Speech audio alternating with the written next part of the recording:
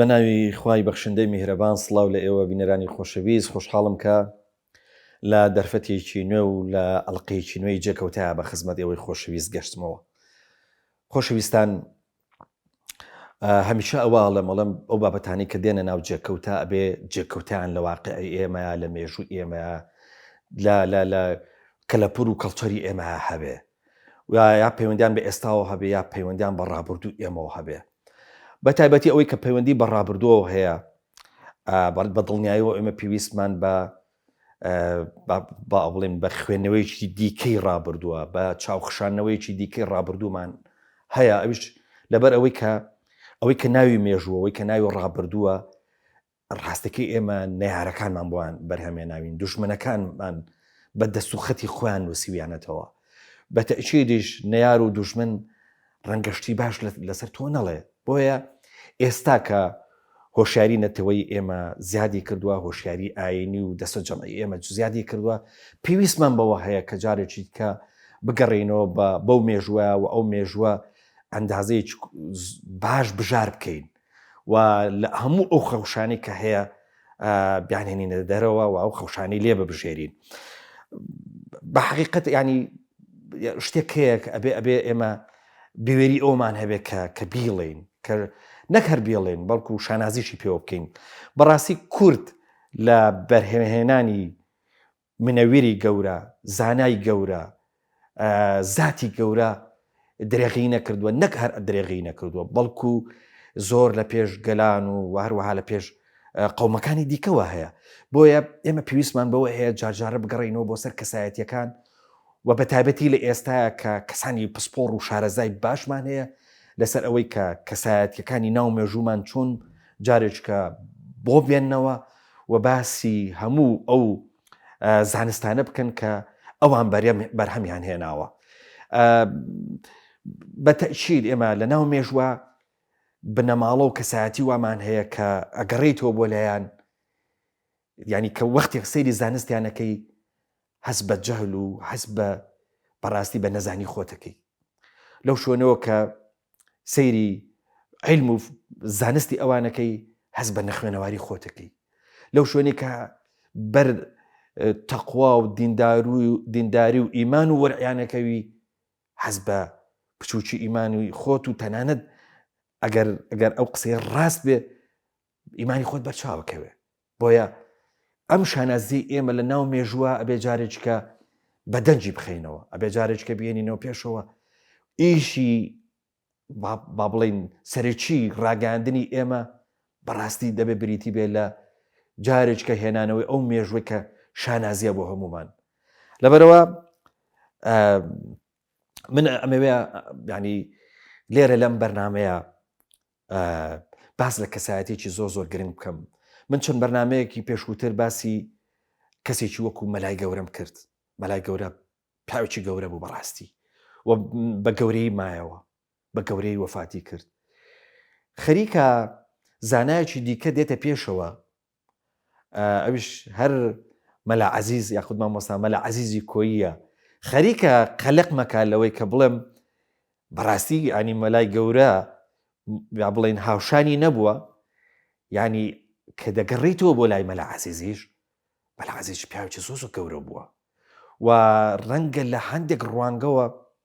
نابێرم بڵم لە پێش مەلای گەورەوە بووە، بەڵام ڕەنگە لە هەندێک شتا هاوشانی مەلای گەورە بوو بێ. ئەم بابەتە ئەمەوێ شرۆڤک بکەم لەگەڵ دکتۆر نادر کەریمیان سەردەشتی. بەڕاستی دکتۆر زۆر شارەزایە لە مێژوو و هەروەها لە با بڵێن لە سێکتەرە جیاوازەکانی مێژوو و هەروەها ماشەڵڵا خاوەنی 3 دکتۆرایە، هەر دکتۆرایی لەسەر ڕشتەیەک لەسەر زانستێکی جیاوازە. تاوان دکتۆر بێ ئەندازە قسە خۆشە، مکوریانێکی زۆر جوان قساکە.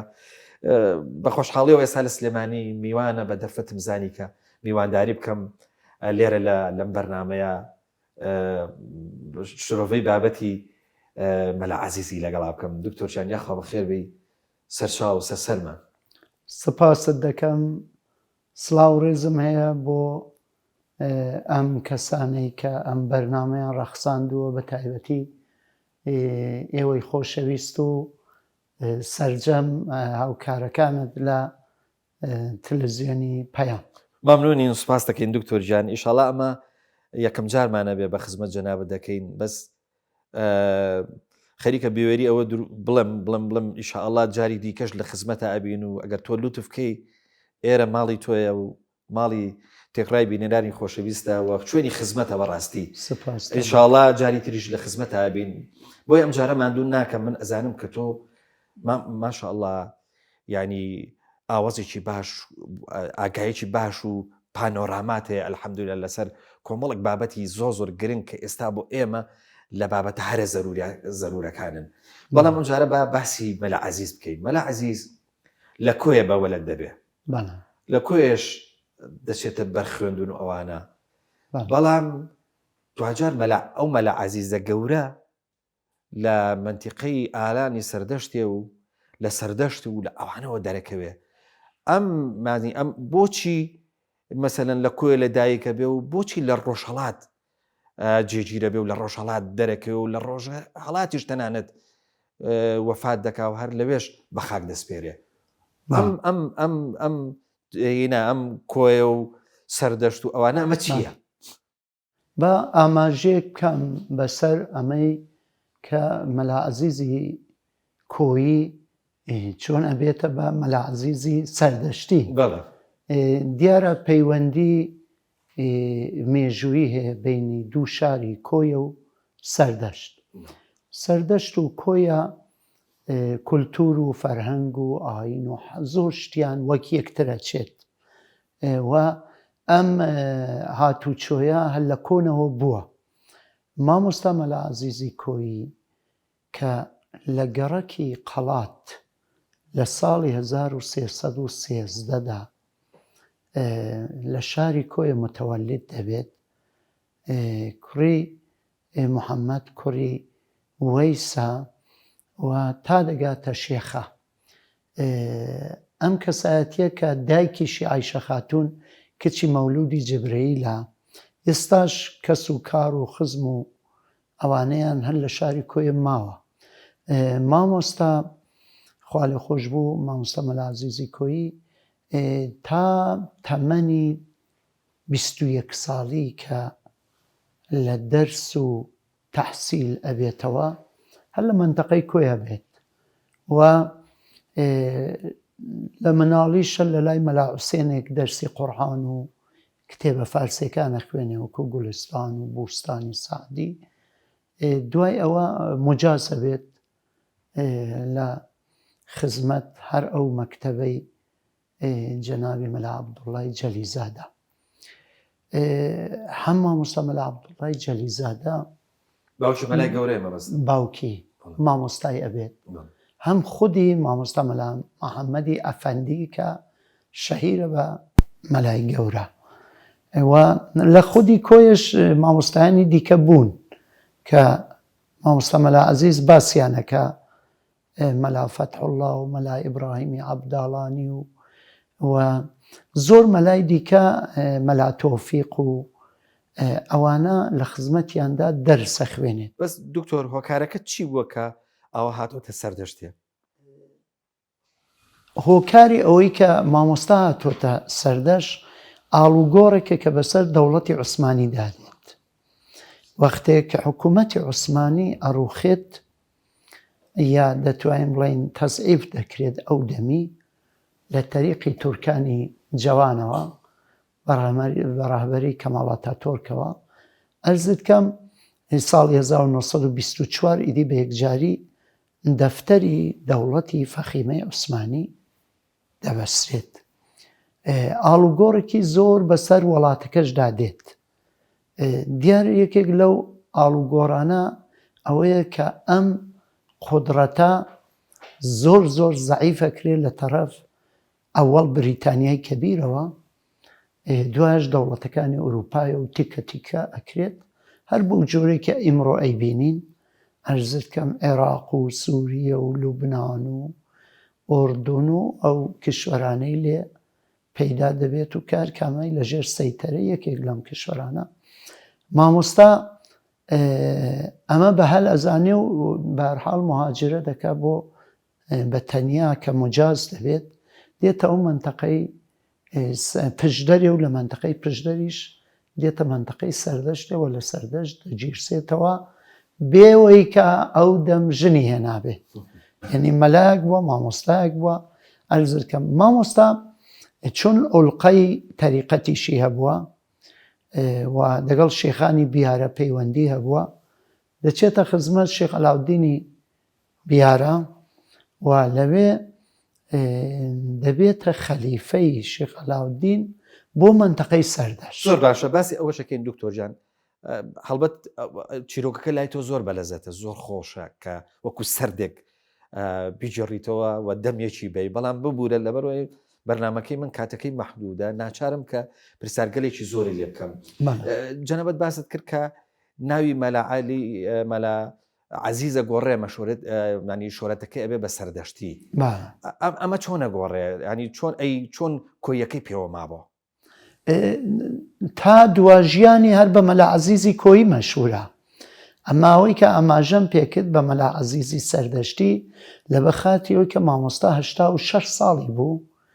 لەو 86 ساڵەی نێزیک 60 و چەند ساڵی هەل لە شاری سەردەشت ژیانی بردووەتە سەرێ لەبەر ئەمە هەر بەو عمر و تەمەنە درێژەی هەر بە مەلا عەزیزی کۆی خەڵکیان ناسی و نەتەنها ئەویش بەڵکە مامۆستا مەلا سەعیدی خولوسیش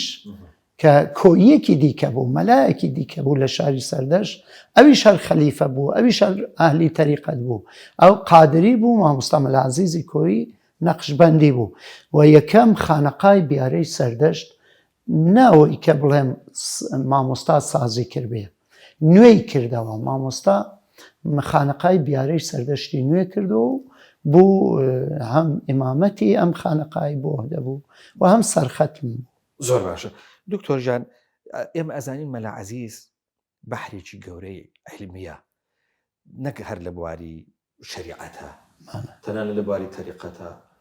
تەنانەت لە بواری مێژووە لە بواری ئاینە ئەجا لەناو ئاینە لە بواری بە بڵێن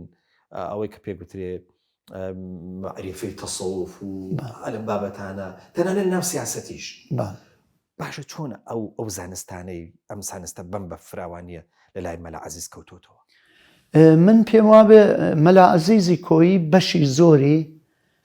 ئەو جێی کە ئاماژەی پێەکا لە کتێبی همەت الرجال یا کەشکۆڵی واعیزی بەڕاستی همەت الرجال دایرەت المعارفێکە بۆ کەسایەتیەکانی کورد مامۆستا لە لای هەموو زانایانی ئەهلی تەریقەت و شەریعەت دەرسی وەرگرتووە بە قەول شاگردی کردووە لە خزمەت زۆر مەلای گەورە گەورە کە دوو نمونەیان هەر لە کۆیە لە مەلا عەبدوڵڵای جەلیزادە و هەروەها مەلای گەورە و لە خزمەت زانایانی تەریقەتی شەروە شێخ عەلاودینی نەقشبەندی و زۆر زانای دیکە دەورەی جوانی و ئەوانەی لە لای هەر ئەو گەورە پیاوانە بووە بۆیە خاتراتێکی یەکجار زۆری هەیە لەو گەورە پیاوانە لەو لاشەوە سەفەریشی زۆر کردوون مامۆستا پێشەوەی کە بێتە سەردەشتێ ئەم کوردستانی باشوور زۆر گەڕاوە چۆتە لای سەید ئەحمەدی خانەقا لە کەرکووک لە لای کەرکووک لە لای شێخانی تاڵەبانی لە خزمەتیاندا بووە ئەرزت کەم گەورە پیاوی زۆر دیون تەجروبەی زۆری بۆ خۆی زەخیرە کردووە لەبەرەمە من پێم وابێ بەشێک ئەم زەخیرەی ئەم تەجروبانە بۆ خۆی کەڵکی لێوەرگرتووە لە هەموو ئەو قۆناغانەیدا کە لە دوایە تێیدا بووە چ لە بواری کاری سیاسی چ لە بواری کاری ئەدەبی چ لە بواری مەسایلی ئاینی و هەروەها کوردایەتی ئەرزکە مامۆستا ئەو شتانەی بە هەرحاڵ بە تەجروبە کە پێگەیشتووە لە هەموو ئەو شوێنانە جێگا و پێگەی دیارە کە تاتی تەئسیری چ کەسانێک بووە مەسەلەن بۆ نمونە لەو خەلیفانە نەبووە کە بڵێ ئەهلی مۆبالەغە و ئەهلی چوزانم ئفرات و تەفریت و ئەوانە بوو بێت بە نیسبەتی شەریعەت بەڵکە لەو مامۆستایانە بووە کە خۆی بربەرەکانی زۆری کردووە دەگەڵ ئەم شێوانەی کە یعنی دەگەڵ شەریعەت بەهەرحاڵ هاوڕێی نەبووە یا پێچەوانەی بووە یا بە جۆرێکی زدی شەریعەت بووە ئەوانە خۆی لە کتێب و ئاسارەکانیشیدا خۆی نیشاندا و لە شێعرەکانیشیدا خۆی نیشانداوە لەبەرەمە مامۆستا بەڕاستی من جزوی کەسانێک ئەیناسم کە وەکو ڕێفۆرمیستێک وەکو موسلحێک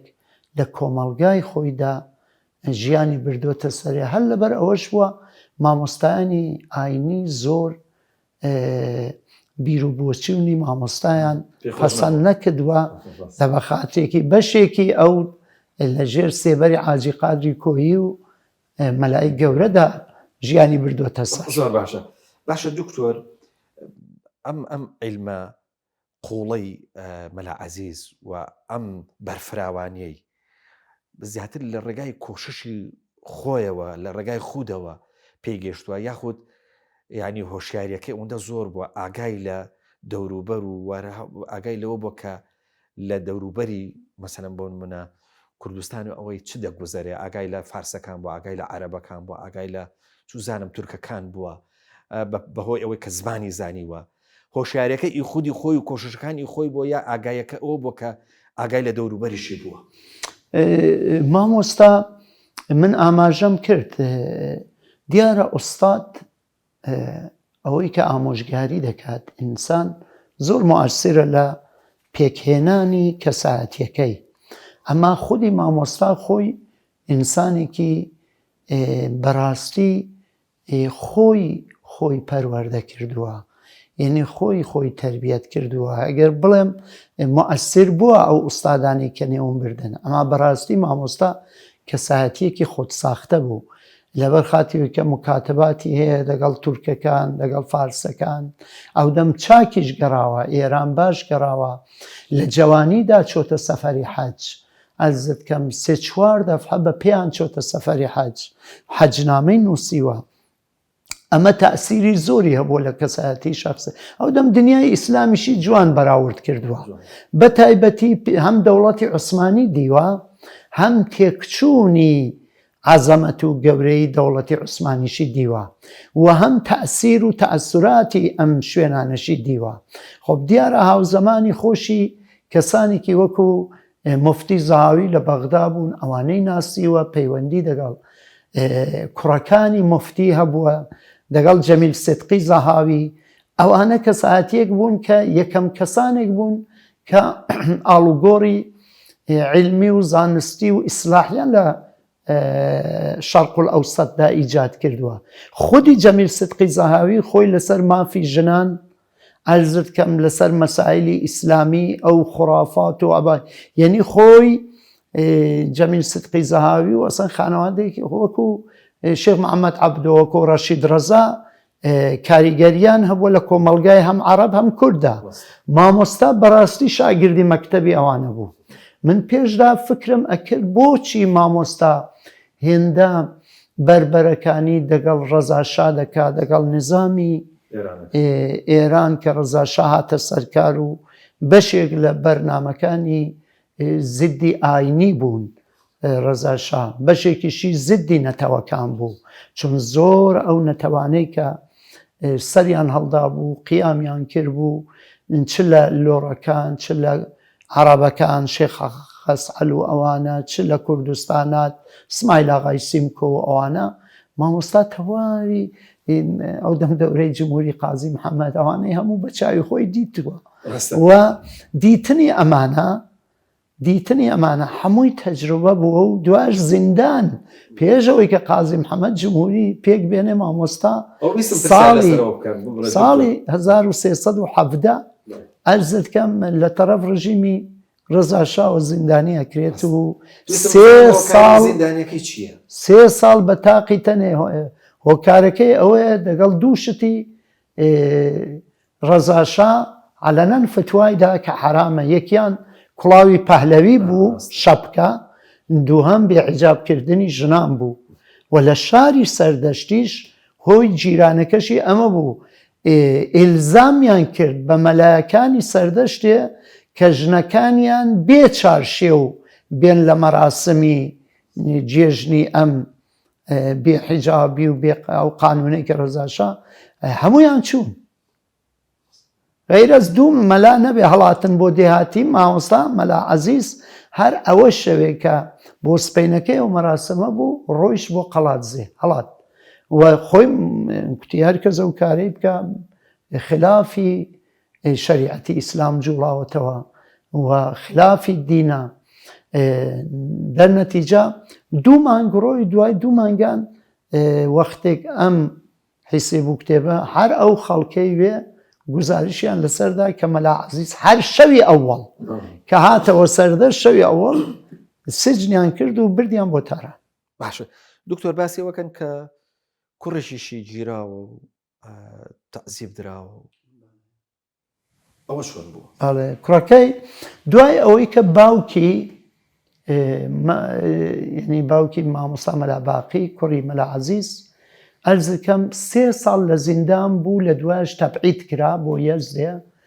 بۆ چەند شاران لە دوایە بۆ سنە و بە هەزار مشکلە ئیجازەیان پێدا کە دووبارە ببێتەوە ئێمام. ئەرزت کەم لە مزگەوتەکانی سەردەشت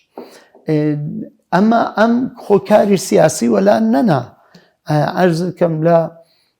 جمهوری مەهاباتیشدا جەموجۆڵێکی زۆر باشی هەبوو ئەرزت کەم جزئیە و مامۆستایانە بوو کە بە قەول هەواداری ئەم جمهوریە بوو. دوای ئەوەش کوڕەکەشی هەروەها کوڕەکەشی کە مامۆستایەکی زۆر زانا بوو کوڕەکەشی هەل دەرسی علموی و زانە ئەوانەی خوێن بوو نوسخەی خەتی حاجی قادری کۆی نوسخەی خەتی دیوانی مەلای گەورە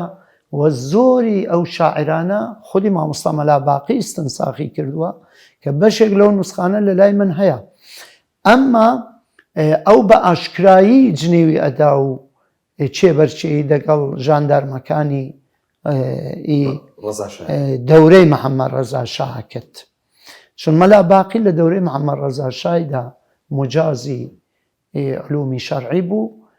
دوای ئەوە دەستی کرد بە تەبلیغاتی ئەو دەم هەمیشەش لیباسی کوردیەکی خالیسی عەبا و حەمامەی لەبەر نەدەکرد وەڵای گرتیان دوایە گرتیان شکەنجێکی زۆریان کرد چەند مانگیان گرت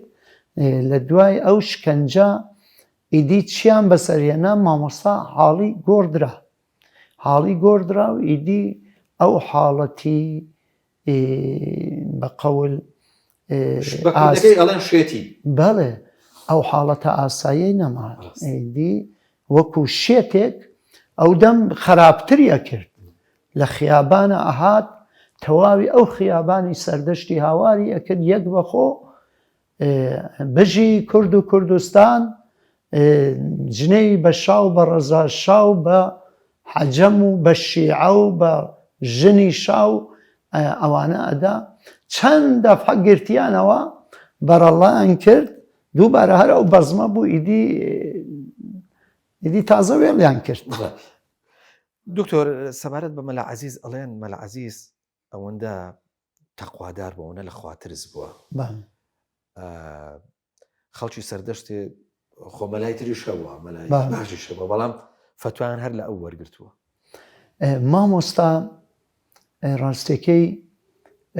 من زمانی خۆی کە وەختێک مامۆستا خانەوادەی قازیشە لە سەردەشتێ بوون قازیەکانی سەردەشت کە هەر لە دەورەی قاجارەوە یعنی لە 150 ساڵ پێشدا ئەوانە قازی سەردەشتێ بوون و جێگە و پێگەیەکی زۆر مهمیان هەبووە و ئەو دەمی مامۆستا مەلا عەبدوڵڵای قاسمیانیش خۆی مفتی عەشایری سەردەشت بوو کە حوکمی لە تەرەف شاو بوو هاتبوو لە زانکۆی معقول و مەنقوڵی قەدیمی تاران لەوێ دەرسی خوێن بوو. مامۆستا مفتیەکی خەڵکی بوو خەڵک باوەڕیان پێ بوو خەڵک باتەوەجو بە ئەوەی کە خۆی لە دەستڕەنجی خۆی ئەرزت کەمنانی ئەخوارد ئینسانێکی وابوو خەڵک باوەڕی پێ هەبوو چونکە ئەهلی تەریقەتیش بوو زۆر زۆر لە ملاحەزەی زۆر شتی دەکرد هەر لە جوانیشەوە حافظ القورئان بوو مامۆستا زۆربەی کوتوبە حەدیسەکانی هەر لەبەر بوو و کتێبی زۆر لە علومی قورئانی و حەدیسدا نووسیوە لەبەر ئەمە ئیدی باوەڕ پێکراو بوو بەشێک لە فتاوایەکانیشی هەر ماون ئەو فتوانەی کە داونی سوئالیان لێکردوون کردوونیە کتێب ئەرزکەم حتا ڕەسایلێکی تایبەتیشی نووسیوە مەسەلەن لە ڕسالەی ئاودا کە وەختێک نووسیوێتی لە سەر ئاو ئەسەن خۆی کتێبێکی لەسەر ئەمە هەر نووسیوە یعنی گیر و گرفتی ئاو خەڵک مەسەلەن یەکێک لە گیر و گرفتەکانیان مەسئلەی حەقابەی ئاوی پێ ئەڵێن حەقی ئاو بۆ کشاوەرز و بۆ دێبەر و بۆ ئانا دەبێت چۆن ڕعایەت بکرێ و ئەو ئاوە چۆن دەبێت مەسرەف بکرێ ئەمە لە زمانی خۆیدا کە منتەقە کشاوەرزی زۆر بەردەوام بوو خەڵک هەر لە ڕێگای کشاوەرزی ئەو ژیانیان ئەبردە سەر سەنعەت و ئەو جۆرەشتانە زۆر کەم بوو لەبەرەوە ئەوە مشکلێکی گەورە بوو کە مامۆستار بۆ مشکلێکی ئاو ڕسالەی دەنووسی لە مۆردی تەلاقدا هەروە عەرزت کەم ڕسالەی تایبەتی هەیە من ویستم بڵام ئەگەر ئێستا بەراوردی تەمەنەکەیەکەی ئەو هەموو نووسراوە ئەو هەموو تەدوینە ئەو هەموو حاشیە یعنی سەیرەکەی نووسراوەکانی لە تەمەنی زیاترن دکتۆر ینی هەر فعلەن دوو تەمەنەکە باشە ینی ئەو دانراوە زۆر سەرەکیەکانی برێتی بوون لە چی و چی من ئەزانم زۆرن بەڵام مامۆستا 67 کتێبی ئەسڵیە بوو هەموو خۆی نووسینی ئەرزت کەم ئەو دەم دیوانی شعریشی هەبوو مامۆستا تەبعێکی زۆر جوان و خۆشی هەبوو و بڕێکیش چون لە خزمەت شێخ ڕەزای تاڵەبانیشدا بووە ئەرزت کەم لە لایوی بووە هاتوو چۆی دەگەڵ کردووە و شت فێر بووە و ئەرزت کەم ئەمە شێخ ڕەزای تاڵەبانیشی زۆر خۆش دەویست لە کتێبەکانیشیدا زۆر ئاماژەیان پێکا وەختێک لە هیمەتە ڕێجالدا دەگاتە شێخ ڕەزای خاتراتی خۆی ئەجێڕێتەوە و باسی زۆر ئەم کەسایەتیانە دەکا هەمووان یعنی هەر شێخ ڕەزا نەبوو زۆر کەسایەتی ناوی من کە نادرە مەلاباقی کە ئەو دەمی مامۆستایەکی زۆر سەریحاڵ بوو پێشەوەی کە ئەو بەسەرهاتەی بەسەر بێت ناوی منی نادر ئەرزت کەم ئێمە هاتوو چۆمان زۆر بوو لەسەرەوەی کە جیرانیش بووین ئەوەی کە لە مناڵیەوە من ڕاستیەکەی دەست پەروەردەی مەلا عەزیزی کۆیم من 7 ساڵ لە خزمەتی دابووم ئەمە جۆزم لە لایوی خوێندووە شعری مەلای کۆیە شعری حاجی قادری کۆیم لە لایوی فێر بووم کوردی لە لایوی فێر بوو زبانی کوردی بەڵێ لەبەر ئەمە مامۆستا کتێبەکانی چەند بەشە بەشێکی کولەن علومی قورئانی ئەرزت کەم لە علومی قورئانیدا مەسەلەن مفردات القورئانی نووسیوە و هەموو ئەو شانەی کە مفرداتن شەرحی داون دوایە مبهەمات القورئانی هەیە کە دوای زیندانەکەی کە لە ساڵی 1320 یعنی ئێستا دەکاتە 84 ساڵ لەمەوە پێش هەتاوی ئەڵبەتە ئەو دەمی کە لە زیندان بەر بۆ ئەم کتێبەی نووسی کتێبی دیکەشی هەیە لە قورئان ناسیدا لە کتێبی تەجوید شەرح و حاشیەکی هەیە لەسەر کتێبەکەی تەجویدی مەلا عەلی قزڵچی دوایە مەجموعەی کتێبی حەدیسی هەیە ئەم کتێبە حەدیسانەی بەشێکی منتەخەبی خۆیەتی لە سعای سێتە دوایە بەشێکی مەسەلەن فەقەت هاتووە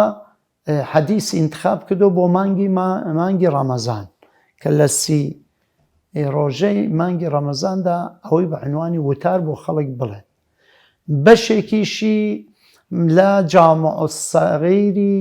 سیوتی وەرگرتو و انتخابی کردو و شەرح و تەوزیعی لەسەر داون ئەوە لە حەدیستا ئەو دەمی بینە سەر علومی فقه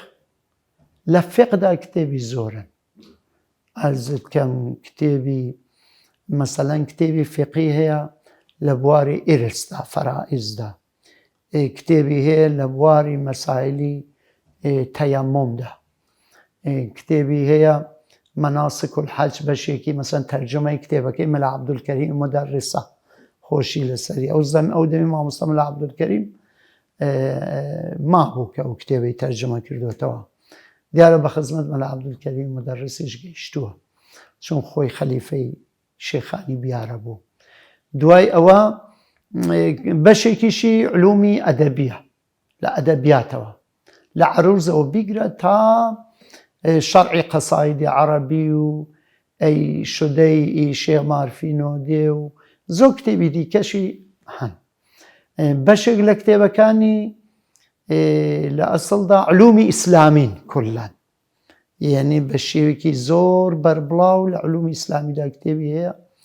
عەرزت کەم فصول المەطلوب لە بواری تیبەوە کتێبی هەیە دوو کتێبی هەیە لە تیبدا بەڵێ لە تعبیری خەودا سێ کتێبی هەیە بە شەرحەوەی نابلووسی شەرح کردووە عەرزت کەم لە بواری مێژوودا کتێبی زەینی دەعلانی فتوحاتی ئیسلامیەی کولەن تەرجمە کردوێتەوە کتێبی نور اليەقینی خزری بەگی لە سیرەی پێغەمبەردا تەرجمە کردوێتەوە کتێبی واقیدی فتوح الشامی تەرجمە کردوێتەوە نێزیک 2000 سەفحەیە کە من تەسعیم کردووە شەرحم لەسەر نووسیوە و تعلیقات فتوح الشام کۆنترین کتێبە کە ماوەتەوە صاحبی مەغازیە محەممەد بن عومەری واقیدی پێش ئیبن جەریر تەبەری و ئەوانی تی مؤرخین هەموو لە واقیدی تەبعیەت دەکەن عەرزت کەم لە بەخاسیەوەی کە نێزیک بە ساڵی 230 و ئەوانە واقیدی لە تەبەریش کۆنترە بەڵێ هیچ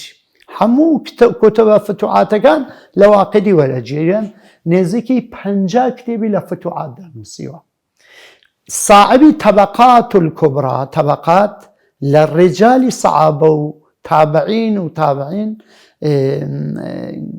بقول شاگردی واقدی نووسیەتی عەرزت کەم هەر مەشهوری شەبە صاحبی طبقات و بەنێوی کاتبی واقدی بووە ئەوە لە مێژوودا دوایە سێریە کتێبی هەیە لە بواری ئەحواڵی شەخسیەدا ئەم ئەحواڵی شەخسیە یعنی ئەو شتانەی کە مەربوط بە خودی خۆیەتی سەفەرنامەی نووسیوە حەجنامەی نووسیوە چۆتە حەجی هەمووی نووسیوە چی بەسەرهاتووە چ بووە و چ نەبووە دوایە ئەم همەت الڕێجاڵ یا کەشکۆڵی واعیزی کە مێژووی زانایانی کوردە لە 200 ساڵی ئەخیردا بە وردی نووسیەتی 700 بەرگە لاپەڕەیە نوسخە خەتیەکەی کە ئینشاءڵڵا ئەگەر چاپ بوو بەڕاستی چون مامۆستا زۆر دیقەتی هەبوو زۆر و من لە وتارێکیشدا ئیشارەم کرد هەر تەنها یەک ڕیسالەی ئیشارە دەکا بەنێوی ڕیسالەی جەمیل دەروەسف جەمیل جەمیل ئاغای کۆیە یەک ڕیسالەی مفەسەلی نووسیوە بۆ قایم مەقامی کۆیە جەنابی جەمیل ئاغا و عەرزت کەم کتێبی ئاوەشی زۆر هەبوون لە بین چوون نەماون لەبەر ئەوەیە بەڕاستی مامۆستا زۆر کتێبی ئەوە دەبوا لێرە ئاماژەی بکەم پێی کە بەعزە کتێبێکیشی فەوتاوە نەما خۆی ئیشارەیان پێ دەکات جا کتێبی ئیستنساخی زۆرە مامۆستا کتێبی ئیستنساخی بەڵێ ئەسەن کتێبی منقول الأكرات لە فقی شافعی فتاوای مامۆستایانە ئی پیرەبابی تێدایە عەلامەی قزڵچی تێدایە فتوای خۆی تێدایە عەرزت کەم ئی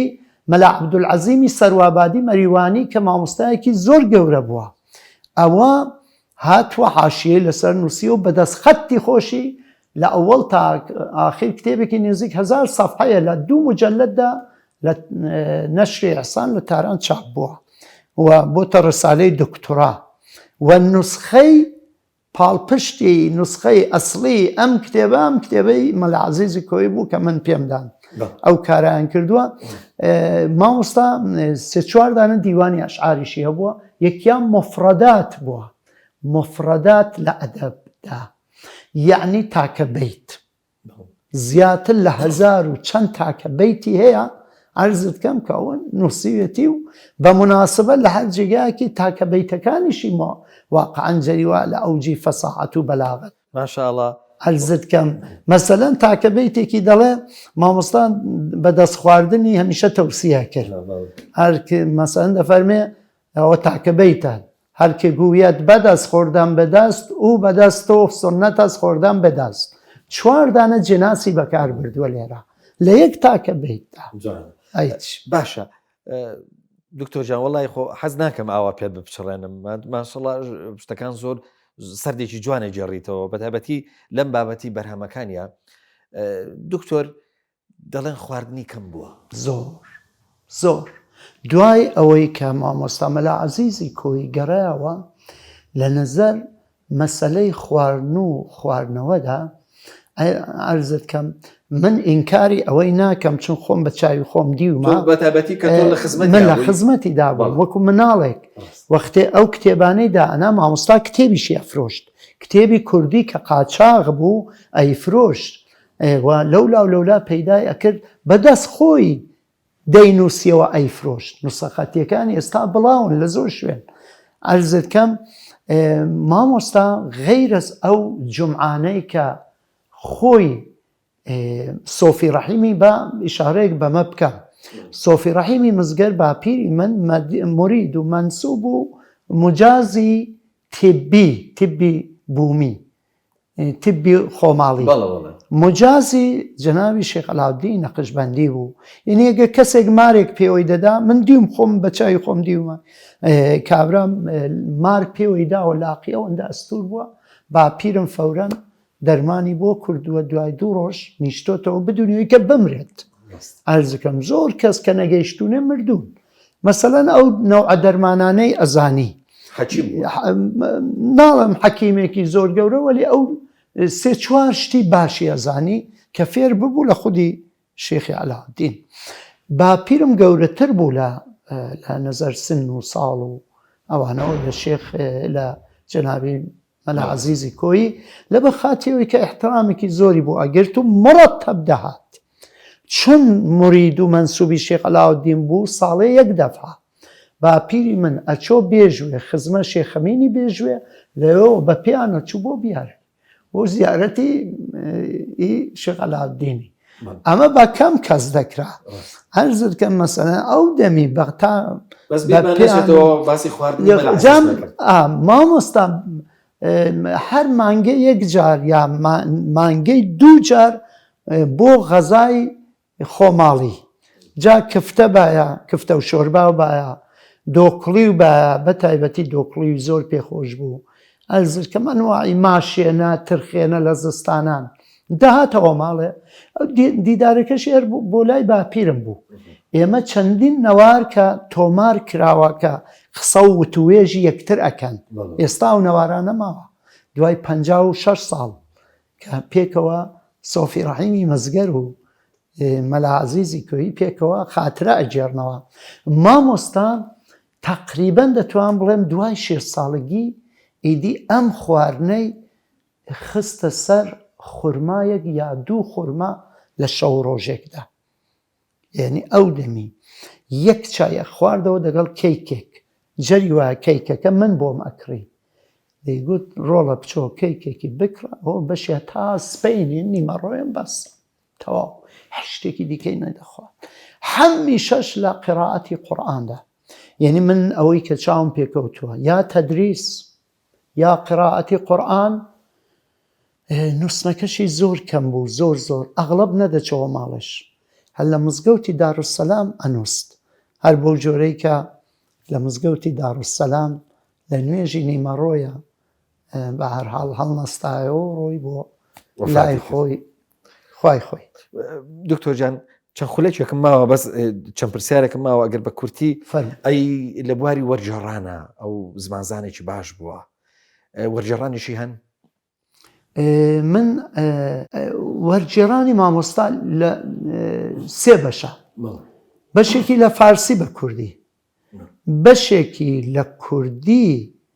بۆ فارسی لە عیلمی میراسە لە کوردیەکەی کردوویەتێ فارسی بەڵێ دواش لە عەرەبیش ئەو دەم لە کتێبەکانی خۆشیدا زۆر شتی لە متونێ عەرەبی وەرجێراوە و زمنەوەی کە کتێبی تایبەتیشی تەرجەمە کردوێتەوە کە زۆرن وەکو مەسەلەن کتێبی فتوح الشام، کتێبی فتوحی سەواد العێراق، کتێبەکەی زەینی دەعلان، کتێبەکەی نور اليەقین ئەو تقریبا مەجموعەیەک لە کوتوبی بە فارسی وەرجێراوە و ئەو کتێبانەی کە بە عەرەبیشی نووسیونی یەکجار زۆرن مەسەلەن ئاداب و تڕوقێکی هەیە لە 12 فەسڵدا دەگەڵ مقەدمە و خاتمەیەک ئەوە کولەن بە زبانی عەرەبی نووسیوە و هەمووی لەسەر ئادابی تەسەووفە. باشە دکتۆر چی بکەین بەوەی کە ئیتر مەلا عەزیز چی دیکە لەو دیارنەمانەی مەسەلەن بۆ من ڕزگار بکەین بە تایبەتی لە باشووری کوردستان من دەزانم دەستی جەنابت خۆش بێ خوای گەورە تمەنت بەرەکەتدارکە ئینشاءڵڵا دەزانم ئیشێکی زۆرت تیا کردووە بەڵام بۆ ئەوەی کە کەسانی وەکو جەنابیشی ڕەنج بە خەسار نەبن چی بکەین بۆ مەلا عەزیز؟ وەڵا من پێم وابێ قەدەمی ئەوەڵ چون ئەوە من خۆم دەفریا ناکەوم ڕاستەکەی نێزیک 70 جڵ کتێبە ئەرزت کەم هەمووان خۆم تەسێ بکەم و خۆم جاڵێ ئەوەڵەن من پێم خۆشە عەرەبیەکان بدەم بە ئەهلی خۆی ئەهلی ئەوانەی کە لە ئەدەبیاتی عەرەبدا شارەزان چ لە باشوور چ لە ڕۆژهەڵات ئەوانی فارسیەکانی یا کوردیەکانی خۆمان کاری لەسەر بکەین و چاپی بکەین وە تەرجمەکانی ئەمە ئەتوانین بکەین و هەتا ئێستاش 12 ڕسالەمان ئامادە کردووە بۆی کە چاپی بکەین و دوایەوەش من پێم وابێ ئەگە کۆنفرانسێکی بۆ بگرین لە سلێمانی لە کۆیە لەو بەقەول گومنامیە و بێنێویەی دەمێنێدا مەشهور دەبێت و ئینشاءڵڵا ئێمە بتوانین ئەم کارەی کە دەیکەین حتمەن یعنی بە ئیزنی خوا بە تەوەکوڵ بەخوا حتمەن هەم کۆنفرانسی بۆ دائەنین هەم ئەو کتێبانەش چاپەکەین چون بەشێکیان ئامادەشە بەشێک لەو کتێبانەمان ئامادە کردووە ژیاننامێکی گوێشم بۆ داناوە زمنی ئەوەی کە خودی ئەو هیممەت و ڕێجالەکە کە شکۆڵەکە کە ئیشارەم کرد کە کولەن ژیان و بەسەرهاتی خۆی و مامۆستایان و کەڵە پیاوانی میلەتی کووردە ئەویشمان هەر ئامادە کردووە کە ئەو کتێبێکی زۆر گرنگە موافقە بنیشەوە دکتۆر زۆر بە کورتی وابزان وەسیەتەکە کە لە دوای وەفاتی بیبەنەوە بۆ بێتوشێ بێژوێ ببوورە بۆ بێژوێ توانیتان بیبێنەوە بۆ بێژوێ ئەمە ئەو ڕۆژێکە مامۆستا لە مزگەوت ئێمە چوین هەر لە کۆڵەکەی مزگەوتەکە کە مزگەوتەکە تقریبەن زۆر قەدیمیش بوویدی خۆی بنیانگوزاری بوو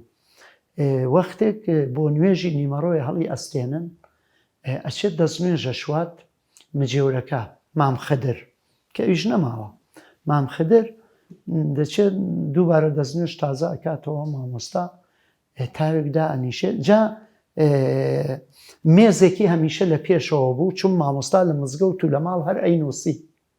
شەوڕۆژ ئەینوسی خەریکی نووسین بوو لە لای مێزەکەیدا چەند دەقیقەیەک ڕادەکشێ